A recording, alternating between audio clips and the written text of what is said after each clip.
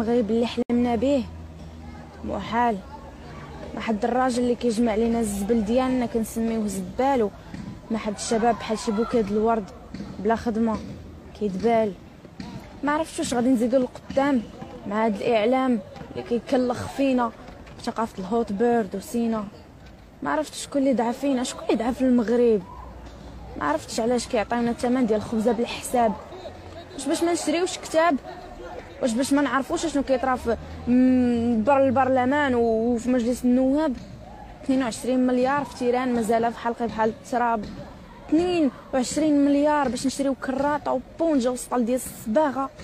صافي بارك علي. انا ما بقيتش باغا نهضر على المغرب، ما بقيتش باغا نهضر على الشتا اللي دات خوتي في الجنوب ورزازات هذوك اللي هزوهم في الكاميوات ديال النفايات ديال البلديه.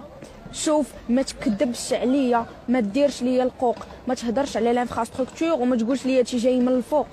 ما تهضرش ليا على التعليم، حيت في العروبيه الدراري في الخامس مازالين كيقراو في حرف الميم، وفي الليسيات الاستاذه تقدر دير سيرتيفيكا ميديكال فيها شهر ب20 درهم.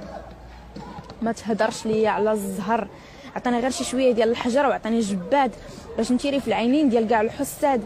زيدني شويه ديال الحجر باش نزيد نسعر ونخرج للزنقه ونغوت ونقول المغرب احسن بلاد. ما تسلمش على 2014 وما تفرحش حيت دخلات 2015 حيت حتى حاجه ما غتزاد. الشعب المغربي كله طاج. علاش؟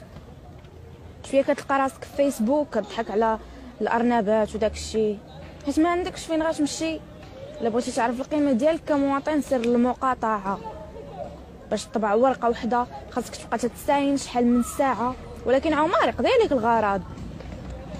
حتى فوقاش غيبقى فينا هاد المرض وكنقولوا علاش الاجرام غادي كيتزاد، علاش مراهق جنبو 14 كل شهر كيزيد في لادوز.